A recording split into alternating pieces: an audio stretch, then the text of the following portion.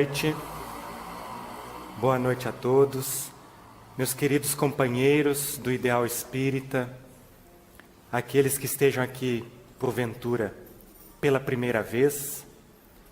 É com muita alegria que a CEPAL vos recebe a todos e nós desejamos que vocês tenham uma hora bastante agradável aqui conosco, em torno das reflexões que a doutrina espírita nos oferece e que ela realmente preencha os corações e a razão de todos vocês. Hoje nós temos a presença aqui do nosso querido companheiro da Sociedade Espírita, Paulo Vanin, e ele vai nos trazer um tema bastante importante. Ele vai nos falar sobre Kardec, o texto Minha Missão, um tema para refletirmos. Antes de passar a palavra para ele, a gente vai fazer uma leitura introdutória e depois eu convido a todos a fazermos uma oração. Tá bem? Então, o texto é de Opinião Espírita, psicografia de Chico Xavier e Valdo Vieira, ditado pelo Espírito Emmanuel e pelo Espírito André Luiz. É a mensagem, o capítulo número 4. Jesus, Kardec e nós. Se Jesus considerasse a si mesmo puro demais, a ponto de não tolerar o contato das fraquezas humanas, se acreditasse que tudo deve correr por conta de Deus, se nos admitisse irremediavelmente perdidos na rebeldia e na delinquência, se condicionasse o desempenho do seu apostolado ao apoio dos homens mais cultos, se aguardasse em custo dinheiroso, valimento político, a fim de realizar a sua obra, ou se recusasse diante do sacrifício, de certo, não conheceríamos a luz do Evangelho, que nos descerra o caminho à emancipação espiritual. E se Allan Kardec superestimasse a elevada posição que lhe era devida na aristocracia da inteligência, colocando honras e títulos merecidos acima das próprias convicções, se ele permanecesse na expectativa da adesão de personalidades ilustres à mensagem de que se fazia portador, se esperasse cobertura financeira para tirar-se a tarefa, se avaliasse as suas dificuldades de educador com escasso tempo para esposar compromissos diferentes do magistério, ou se retrocedesse perante as calúnias e injúrias que lhe ençaram a estrada, não teríamos a codificação da doutrina espírita, que complementa o Evangelho, nos integrando responsabilidade de viver. Refletindo em Jesus e Kardec, ficamos sem compreender a nossa inconsequência quando nos declaramos demasiadamente virtuosos, ocupados, instruídos, tímidos, incapazes ou desiludidos para atender às obrigações que nos cabem na doutrina espírita. Isso porque se eles, o Mestre e o apóstolo da renovação humana, passaram entre os homens sofrendo dilacerações e exemplificando o bem por amor à verdade, quando nós, consciências endividadas, fugimos de aprender e servir em proveito próprio, indiscutivelmente, estaremos sem perceber, sob a hipnose da obsessão oculta, carregando equilíbrio por fora e loucura por dentro. Então, sobre esta mensagem e em torno do tema que nós vamos receber hoje, convido todos vocês a uma oração.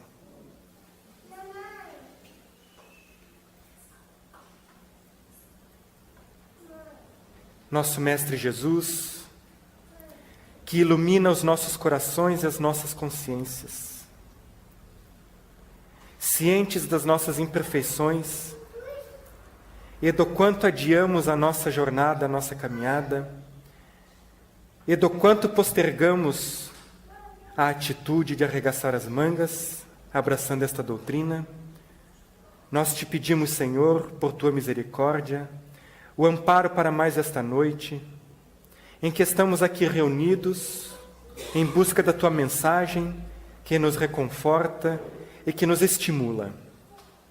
Por isso, Mestre, através dos Teus mensageiros, nos inspira a todos e ao facilitador desta noite, para que ele transmita a Tua mensagem com a lucidez e com a clareza necessárias. Que assim seja. Vani. Meus queridos irmãos, e Jesus continue a nos abençoar e que possamos permanecer sob sua paz. É uma honra e uma responsabilidade imensa que avocamos para nós nesta noite, porque vamos tratar em poucas linhas, não como deveríamos fazê-lo pela nossa ainda longínqua possibilidade de dimensionarmos a figura com que vamos tratar, não é? Mas será, sem sombra de dúvida, para todos aqueles que conseguimos, mais uma vez, ultrapassar o umbral de uma sociedade espírita, queremos crer, os benfeitores têm nos dito, e que nós façamos por merecer isso, uma noite em que vamos incorporar algumas informações importantes para que possamos compreender, pelo menos um pouco, a estrutura da nossa magna codificação e a sua proposição fundamental. Já que vamos tratar, então, deste projeto 3 de outubro, um dia iluminado para a humanidade, porque 3 de outubro, meus queridos irmãos, foi o dia que esse apóstolo do Cristo materializou-se entre nós na cidade de Lyon, na França. E nós, por intuição, nos foi delegado então que montássemos um projeto, e o fizemos em algumas partes. Hoje nós vamos avançar pela terceira parte. A semana que vem, nosso Maurício Machado então vai encerrar essa proposição. Todos os meses de outubro, para nós espíritas, tem realmente essa capital importância para se tratar, então, da comemoração desta criatura extraordinária, que nós vamos ver daqui a pouquinho mais, particularmente, o senhor Allan Kardec, que fez agora, nesse último 3 de outubro, 209 anos que esteve materializado entre nós. A prova disso, nós queremos demonstrar aos nossos queridos irmãos, logo no início da nossa tarefa, a reverência que espíritos superiores fazem a este ser iluminado. Vejam só. Com Allan Kardec, aprendemos que as palavras da verdade, impregnadas de lógica invulgar, são alicerces para a edificação das vidas que as adotem como regra de comportamento. Joana de Ângeles, Divaldo Franco, em Palavras de Luz. Outro benfeitor que veio logo após ele, um filósofo de importância capital também no movimento espírita, que muitas vezes é deixado um pouco de lado, né? Diz ele o seguinte: com a chegada de Allan Kardec com o Espiritismo, renasceu o cristianismo primitivo, restabeleceram-se as comunicações espirituais e a revelação estuou no mundo das letras, das artes, da filosofia, da ciência e da fé.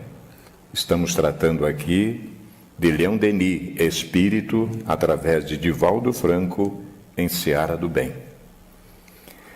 Mais um benfeitor, Allan Kardec, o discípulo especial de Jesus, é o guia que nos leva ao mestre que o iluminou. Abel Mendonça, benfeitor espiritual, também através de Divaldo Franco, depois da vida. E por fim, um dos espíritos mais chegados ao coração do próprio codificador. Sem o Livro dos Espíritos, com seus parâmetros soberanos e esclarecedores, não existe doutrina espírita, tanto quanto sem Allan Kardec não existiria esse colosso granítico demarcador da humanidade, que é o Livro dos Espíritos. que o porvir bem dirá, não temos dúvida disso, tornando-se manual iluminativo para as consciências do presente e do futuro. Estamos tratando de Viana de Carvalho, de Valdo Franco, em Reflexões Espíritas. Por aí nós vemos, né, de quem estamos tratando. Nós vamos trabalhar hoje o célebre diálogo do Espírito Verdade com o seu apóstolo, com o missionário. E isto está fundamentada nesta obra aqui.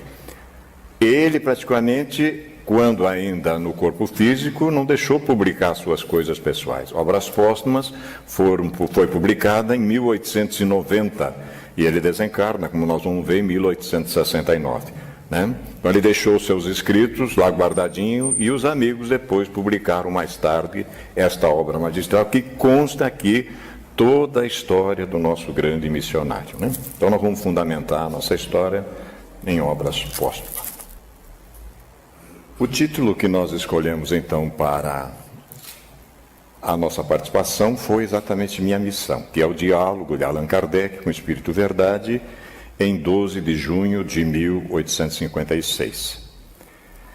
Aí está a figura do nosso codificador. Este projeto já iniciou, então, com o nosso Jorge Bombonato, aqui nesta sociedade, no dia 3, que é o aniversário do codificador. Coube ao Jorge, então, fazer a primeira parte do projeto Kardec, Razão e Bom Senso. Depois o Jorge repetiu também na Sociedade Espírita Caminho da Luz, onde nós gravamos esse material e vai estar disponível aqui no nosso, né, na nossa estrutura, na nossa videoteca aqui da CEPAL.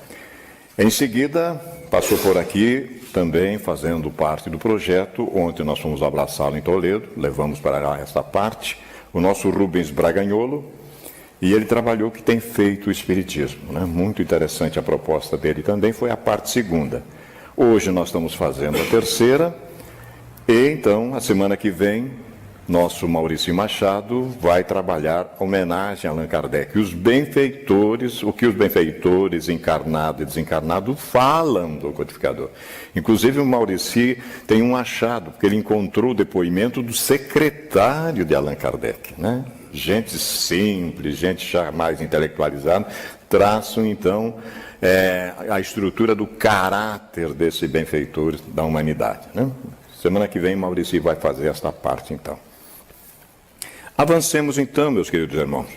Nós vamos trabalhar hoje mesas dançantes girantes, fábulas para provocar o sono. Nós vamos ver que em outras traduções tem dito assim, para dormir em pé, né? Então depende da tradução. A esfera crística visitando a esfera física por 1/4 de hora mensal.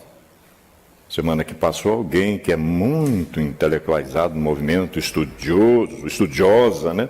Até se surpreendeu que não tinha, mas a esfera crística veio à Terra? Sim. 1/4 de hora durante um mês, né? Nós vamos ver depois esse detalhe.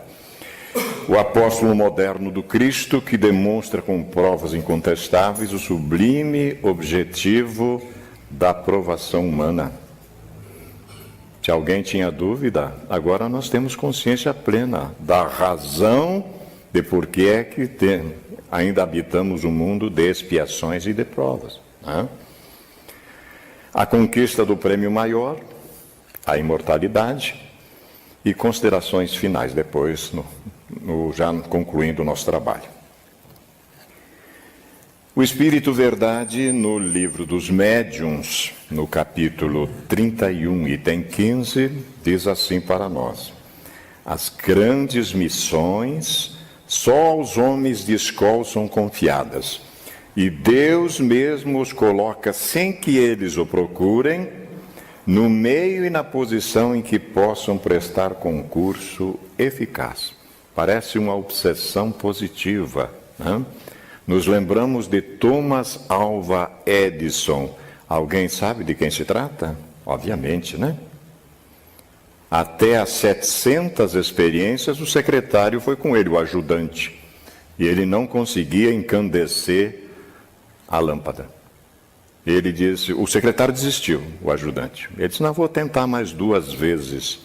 Nas 702, ele tirou o ar de dentro do recipiente e o filamento incandesceu. Então, é uma obsessão, é uma busca, né? E o Criador coloca essas criaturas lá e eles vão atrás da sua vocação, daquela intuição e conseguem lograr isso. O codificador não vai ser diferente também, né?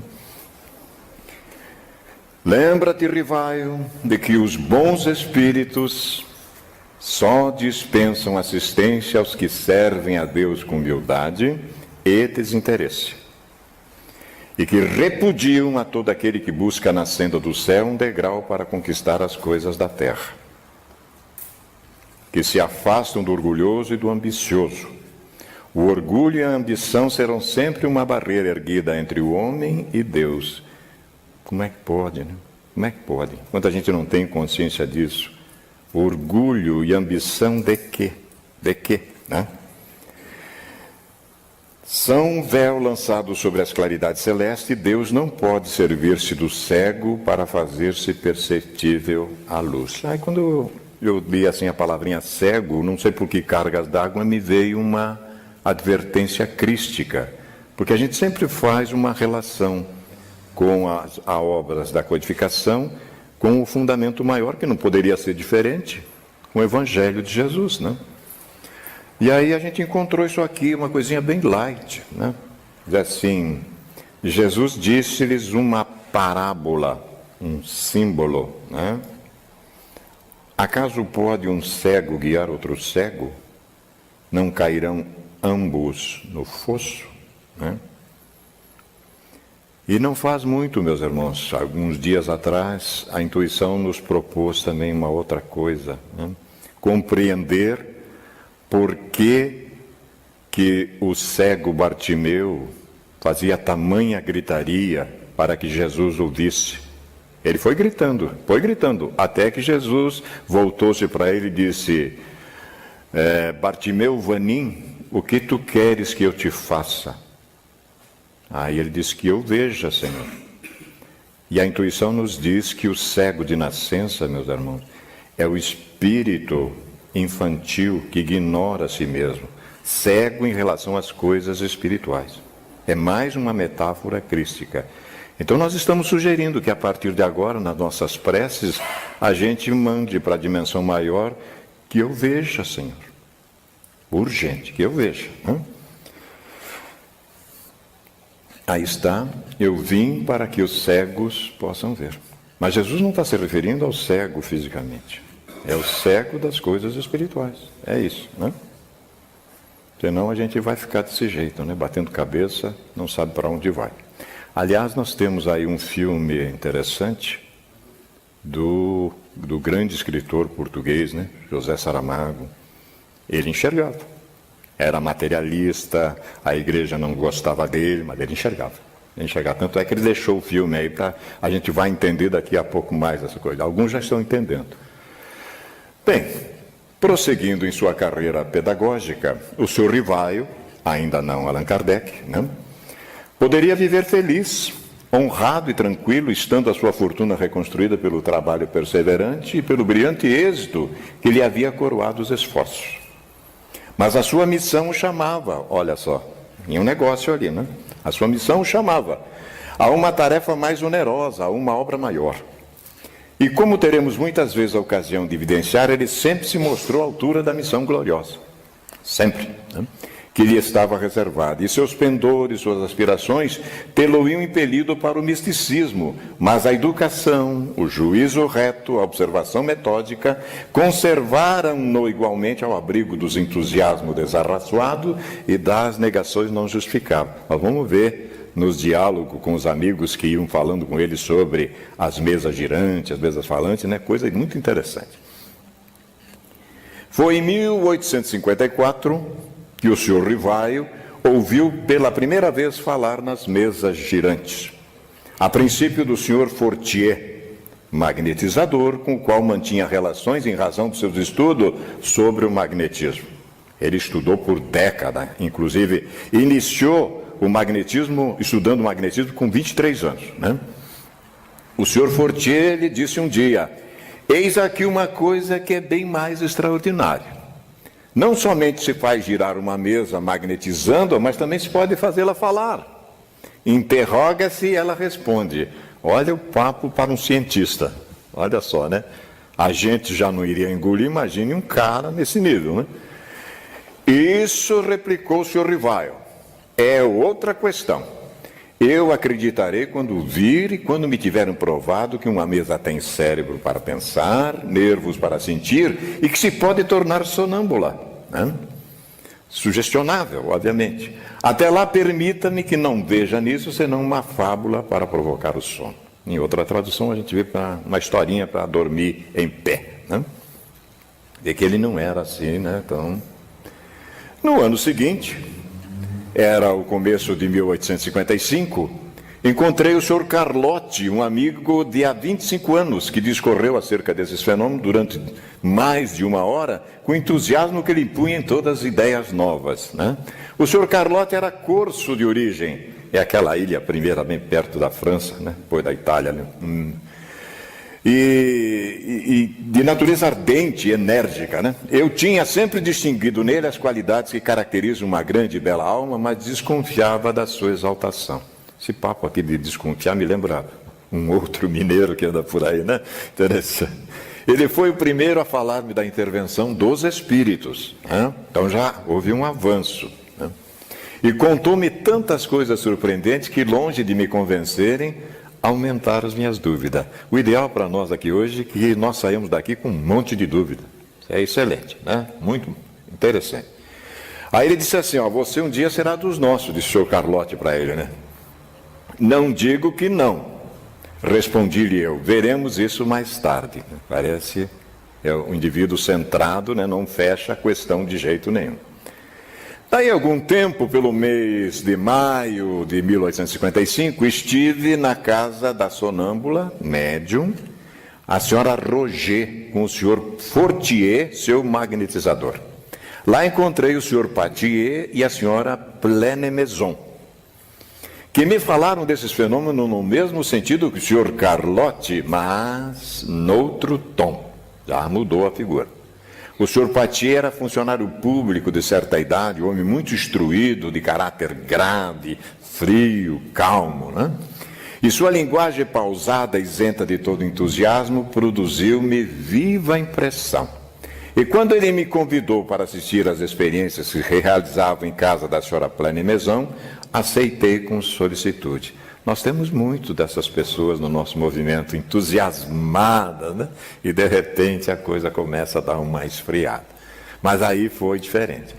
Foi aí pela primeira vez que testemunhei o fenômeno das mesas girantes que saltavam e corriam, e isso em condições tais que a dúvida não me era possível. Então ele foi verificar, né? Era um divertimento na elite das sociedades europeias, esse fenômeno das mesas girantes de fala. Era um divertimento. E ninguém enxergava o que o missionário vai enxergar. De algo pueril, que depois caiu fora de moda, porque é assim, né? Acontece, depois vai decaindo, a gente já conhece, a gente já quer outra coisa. E ele enxerga algo que ninguém tinha visto. Logo nos primeiros contatos do professor Rivaio com fenômenos das mesas girantes, esse percebeu haver ali algo muito mais sério do que um simples entretenimento. Vejam como o Criador coloca a pessoa certa lá, né? Com sua presença modificou-se o ambiente, sendo Zéfiro, uma brisa suave, literalmente, o primeiro espírito a identificar-se, em simultâneo espírito de maior elevação se fizeram presente, expressando-se a partir daí os pródromos do Consolador. Começa a iniciar a coisa devagarinho, né? Um pouco mais adiante, o professor Rivaio teria o seu primeiro diálogo com aquele que inicialmente ele denominou de espírito familiar, conforme registra nos seus manuscritos. Observemos as anotações. É disso que nós estamos falando. Nós não tínhamos essa notícia até a publicação de obras póstumas, porque isso ficou guardado, né? E o diálogo. Meu espírito familiar, Quem quer que tu sejas, agradeço-te o me teres vindo a visitar. Consentirás em dizer-me quem és? Isto aqui aconteceu também com o nosso médium querido Divaldo. Ele se atormentava, porque ele perguntava para a benfeitora quem era o guia dele, e ela dizia Jesus. Mas diz, mas Jesus é o guia de todo mundo, eu quero um só para mim. Ela demorou, né? Aí depois, mais tarde, ele vai perguntar, por que a senhora não me disse antes? E aí vem Divaldo Franco. Ela disse, porque eu não confiava em ti ainda, meu filho. Imagine a gente, né? Imagine a gente. Para ti chamar-me-ei a verdade. E todos os meses aqui durante 1/4 de hora, tá aí, ó, estarei à tua disposição. A esfera crística desce à esfera física todos os meses subsequentes durante 15 minutos. E já deu para ver o que aconteceu ali. E agora nós vamos ver esse célebre diálogo, então, que nós estamos falando, né? Entre seres espirituais de nível extraordinário. Pergunta a verdade. Com o espírito, eu desejara saber o que pensas da missão que alguns espíritos me assinaram. Esse dia nós descobrimos, o Wagner até estava trabalhando isso, até Hahnemann falou da missão do codificador. Hahnemann é o pai da homeopatia, e ele também faz parte da falange do Espírito Verdade. Dize-me, peço-te, se é uma prova para o meu amor próprio. Vejam só, Tenho, como sabes, o maior desejo de contribuir para a propagação da verdade, mas de papel de simples trabalhador ao de missionário em chefe, a distância é grande. E olhem só as virtudes desse espírito, E não percebo que possa justificar em mim graça tal. De preferência a tantos outros que possuem talento e qualidade de que não dispõem. Aqui hoje nós vamos ver quando se atinge a última virtude, para que a gente possa ascender para as esferas mais elevadas. Hoje nós vamos ver. E ele já tinha isso aí. Olha só a resposta do Espírito Verdade. Confirmo o que te foi dito, mas recomendo-te muita discrição, se quiseres sair-te bem. Jesus agiu dessa maneira. Alguns ele mandava para o sacerdote, outros não. Outro mandava se calar.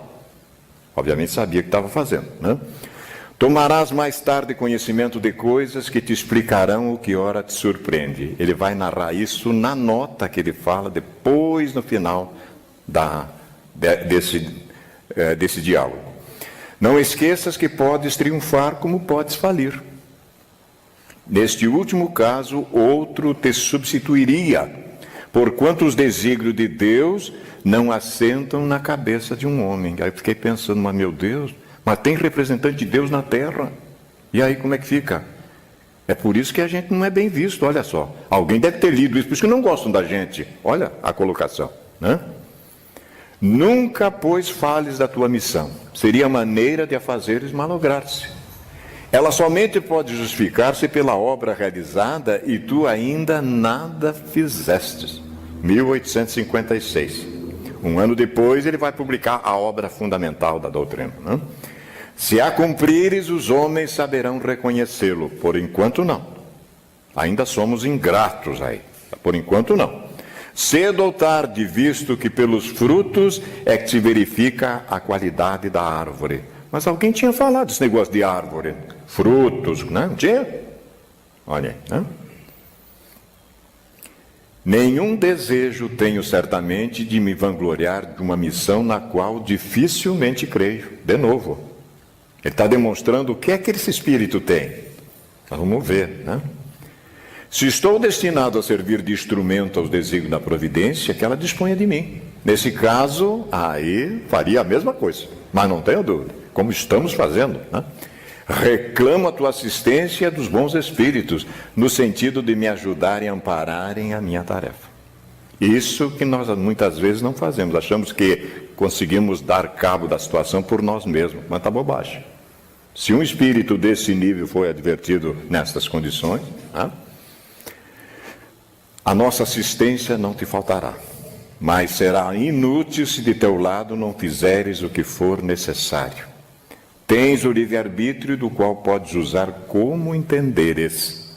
Nenhum homem é constrangido a fazer coisa alguma. Podemos fazer o que quiser. A gente pode fazer o que quiser, porque a nossa vida, meus irmãos, será sempre as nossas escolhas e as suas consequências. Feito, arcamos com as responsabilidades. Porque dizer agora que nós já não sabemos distinguir uma coisa da outra seria realmente irresponsabilidade, né? Que causas poderiam determinar o meu malogro? Seria a insuficiência das minhas capacidades? Olha a intuição, olha o nível. Quando a pergunta é muito mais importante que às vezes que a resposta. Vejam só o que responde a lucidez do Espírito Verdade. Não. Viu? Ele tinha as condições. Ele tinha e tem. A missão, mas a missão dos reformadores é prende escolhos e perigos. Previno-te de que é rude a tua, porquanto se trata de abalar e transformar o mundo inteiro. E o mundo inteiro será abalado quando nós realmente abalarmos o nosso mundo interior. A soma desses abalos do mundo interior vai fazer com que realmente a gente mude essa situação que está aí. Essa é a proposta, né? Não suponhas que te baste publicar um livro, 2 livros, 10 livros, para em seguida ficares tranquilamente em casa. Chegou a nossa hora, meus irmãos. Essa é a nossa hora. Para ele foi 1856. Para nós é agora, nesta encarnação fundamental. Está aqui, ó. Tens que expor a tua pessoa. Não tem jeito. Porque nós estamos muito bonitinho dentro de 4 paredes na casa espírita. E a sociedade só sobrando. Nós não temos parte disso? Será que nós não voltaremos a renascer nesta sociedade? Sem dúvida. Nós não queremos mudança no futuro? E onde é que estamos fazendo a nossa parte? Os colégios estão cheios, a sociedade está pedindo. Ainda temos que expor a nossa pessoa. Não vai ter jeito, né? Suscitarás contra ti ódios terríveis, inimigos encarniçados se conjurarão para a tua perda, ver-te-ás abraços com a malevolência, com a calúnia, com a traição mesma dos que te parecerão os mais dedicados. Não se espantemos com isso. As tuas melhores instruções serão desprezadas e falseadas, por mais de uma vez sucumbirás sob o peso da fadiga. Numa palavra, terás de sustentar uma luta quase contínua com o sacrifício de teu repouso, da tua tranquilidade, da tua saúde e até da tua vida, pois sem isso viverias muito mais tempo. Ele trocou aquela vida tranquila de contador, né? Naquele tempo era guarda-livro, né, doutor? Acho que era isso, né? Guarda-livro, né? Ele já estava bem, estabilizado, tranquilo, né? Por isso aqui. E de fato, aos 65 anos ele vai embora.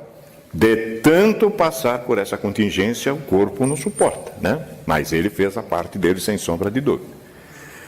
Ora bem, não poucos recuam quando em vez de uma estrada florida, só vem sobre os passos urzes, pedras agudas e serpentes. O serpente aqui tem um sentido metafórico também, viu, gente? Nada contra os bichinhos, nada contra, né? Para tais missões não basta inteligência, faça mistério primeiramente para agradar a Deus. Olha que coisa interessante. Humildade, modéstia e desinteresse, visto que ele abate os orgulhosos, os presunçosos e os ambiciosos. Para lutar contra os homens são indispensáveis coragem, perseverança e inabalável firmeza.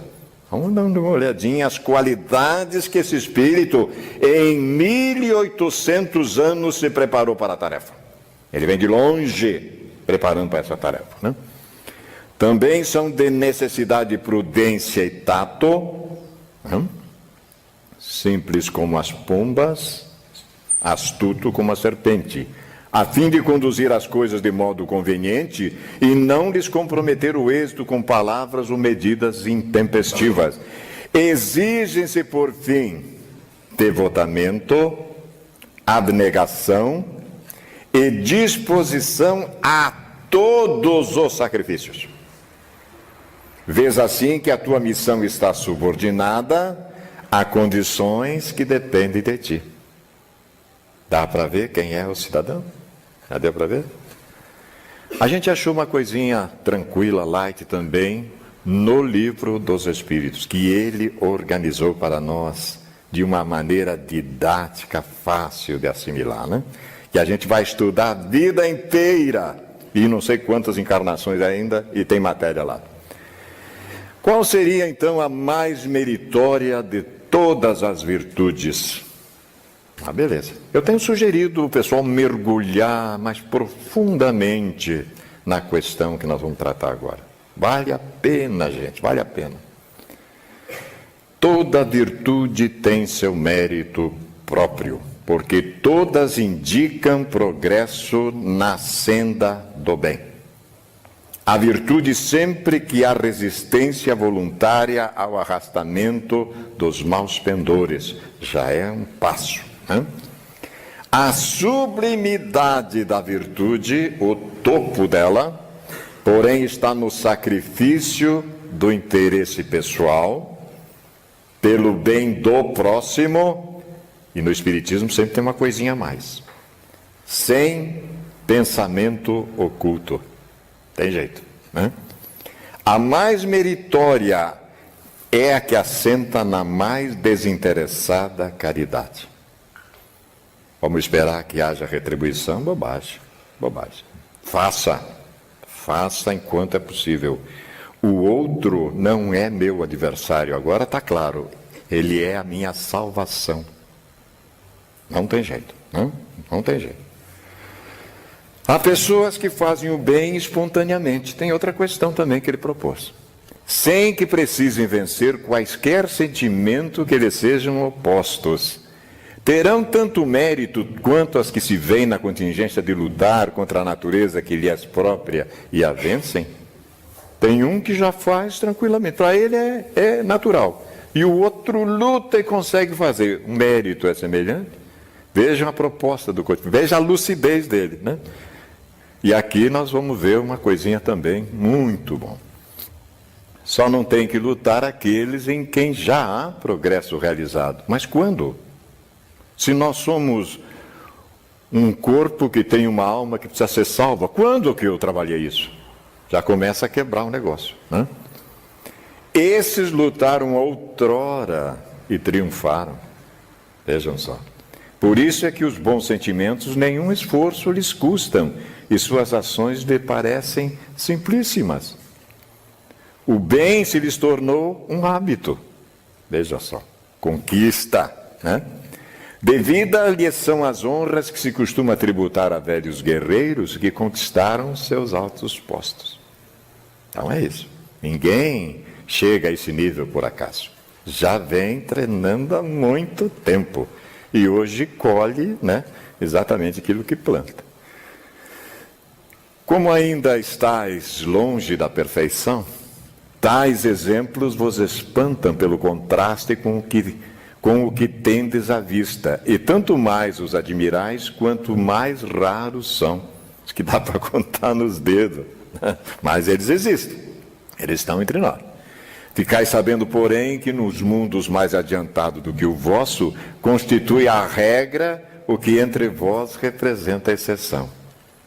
Ué, gente, o que é que está nos faltando? Temos direito a esses mundos ou não? Né? Como é que a gente faz para ascender a esses mundos, né? Em todos os pontos desses mundos, o sentimento do bem é espontâneo, porque somente bons espíritos os habitam. Lá, uma só intenção maligna seria monstruosa exceção. Eis porque nele os homens são felizes. O mesmo se dará na terra quando a humanidade se houver transformado, quando compreender, e esta palavrinha está começando a incomodar, compreender e praticar a caridade na sua verdadeira acepção. Como é que Jesus entendia a caridade na sua verdadeira concepção, né? Será que é dar coisas, como nós tínhamos essa ideia?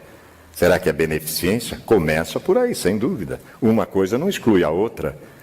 Mas ele diz que nós tínhamos que ser indulgentes, benevolentes, e deveríamos realmente exercitar o perdão das ofensas. Esse é o verdadeiro caridoso, sem sombra de dúvida. Espírito Verdade, agora ele agradece. Agradeço os teus sábios conselhos, aceito tudo sem restrição e sem ideia preconcebida. Senhor, pois que te dignaste lançar os olhos sobre mim para cumprimento dos teus desígnios, faça-se a tua vontade. Está nas tuas mãos a minha vida, dispõe do teu servo. Reconheço a minha fraqueza diante de tão grande tarefa. A minha boa vontade não desfalecerá. As forças, porém, talvez me traiam. Supre a minha deficiência. É isso que nós temos que pedir. Tem dúvida? Vale a pena. E não nos deixam órfãos nunca. É preciso realmente pedir, como está no Evangelho. Dá-me as forças físicas e morais que me forem necessárias. Ampara-me nos momentos difíceis e com o teu auxílio dos teus celestes mensageiros, tudo envidarei para corresponder aos teus desígnios.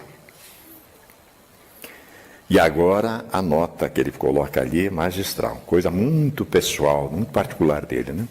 Escrevo esta nota a 1º de janeiro de 1867, 10 anos e meio depois que me foi dada a comunicação acima, e atesto que ela se realizou em todos os pontos, pois experimentei todas as vicissitudes que me foram preditas. Andei em luta com o ódio de inimigos encarniçados, com a injúria, a calúnia, a inveja e o ciúme. Libelos infames se publicaram contra mim. As melhores instruções foram falseadas. Traíram-me aqueles em quem eu mais confiança depositava. Pagaram-me com ingratidão aqueles a quem prestei serviço. A Sociedade de Paris, primeiro centro espírita do mundo, se constituiu foco de contínuas intrigas urdidas contra mim por aqueles mesmos que se declaravam a meu favor e que de boa fisionomia na minha presença, sorriso pela frente, pelas costas me golpeavam. Disseram que os que se me conservavam fiéis estavam à minha soldada, minhas expensas, e que eu lhes pagava com dinheiro que ganhava do espiritismo. Mentira, ele tirava do bolso dele, Tirava do bolso dele. Nunca mais me foi dado saber o que é o repouso. Mais de uma vez sucumbi ao excesso de trabalho, tive abalada a saúde e comprometida a existência. Graças, porém, à proteção e assistência dos bons espíritos, que incessantemente me deram manifestas provas de solicitude, tenho a ventura de reconhecer que nunca senti o menor desfalecimento ou desânimo, e que prossegui sempre com o mesmo ardor, no desempenho da minha tarefa, sem me preocupar com a maldade de que era objeto. Segundo a comunicação do Espírito Verdade, eu tinha de contar com tudo isso, e tudo se verificou. Mas também, a par dessas vicissitudes, que de satisfações experimentei vendo a obra crescer de maneira tão prodigiosa. O conforto, a consolação depois, Vale a pena. Com que compensações deliciosas foram pagas as minhas tribulações. Que de bênçãos e de prova de real simpatia recebi da parte de muitos aflitos que a doutrina consolou e continua consolando. Continua consolando. Este resultado não me anunciou o Espírito Verdade, que, sem dúvida, intencionalmente, apenas me mostrara as dificuldades do caminho, para ver se eu tinha coragem de fazer, Ele tinha. Qual não seria, pois, a minha ingratidão se me queixasse? Se dissesse que há uma compensação entre o bem e o mal, não estaria com a verdade. Porquanto o bem, refiro-me às satisfações morais, sobrelevaram de muito o mal. Vale a pena, realmente. Finaliza ele dizendo: quando me sobrevinha uma decepção, olha a técnica que nós temos que fazer, uma contrariedade qualquer, eu me levava pelo pensamento, ele ia para a esfera dele, acima da humanidade, e me colocava antecipadamente na região dos espíritos, e desse ponto culminante, donde divisava o da minha chegada, olha só, As misérias da vida deslizavam por sobre mim sem me atingirem. Tão habitual se me tornar esse modo de proceder, que os gritos dos maus jamais me perturbaram. É uma técnica interessantíssima. Nós viemos de algum lugar, de uma colônia espiritual, sem sombra de dúvida. Por que não, por pensamento, voltar para casa quando a coisa ficar complicada? Uma técnica muito interessante. Considerações finais, meus irmãos. André Luiz, dando voz a Calderaro, no livro No Mundo Maior, enfatiza exatamente isso que o codificador estava falando. O homem, para auxiliar o presente, para ter a coragem de dar a cara para bater, de fazer a sua parte na sociedade, de dormir 2, 3 horas por noite, é obrigado a viver no futuro da raça. E é lindo o futuro da raça. Espíritos puros, superiores, sabem todas as coisas, não? É assim, a gente tem que saber que o nosso ponto é outro. Isso aqui vai passar. Seguir o Cristo de Deus com a luz que Allan Kardec acende em nossos corações é a norma renovadora que nos fará alcançar a sublimação do próprio Espírito em louvor da vida maior. Emmanuel diz isso numa mensagem que consta do Reformador em abril de 1979. Esta aqui é célebre, essa passagem, e a gente às vezes passa por ela e não se dá por conta. Agora nós vamos ver o nível de relação que esse Espírito tinha com o Espírito Verdade. Olhem só. Estou convosco e meu apóstolo vos instrui. Bebei na fonte viva do amor e preparai-vos cativos da vida.